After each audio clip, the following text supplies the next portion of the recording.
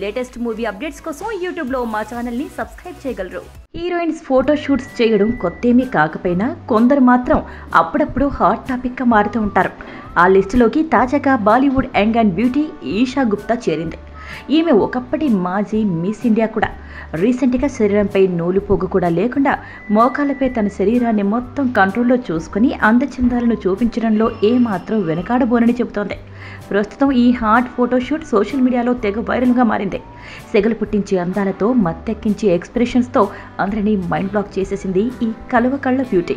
హిందీలో ఇప్పుడిప్పుడే మంచి మంచి ఆఫర్స్ అందుకుంటున్న ఈ బ్యూటీ తెలుగు, తమిళ్లో సచిన్ జోషి హీరోగా తెరకెక్కుతున్న వీడియోడు సినిమాలో హీరోయిన్గా నటిస్తోంది.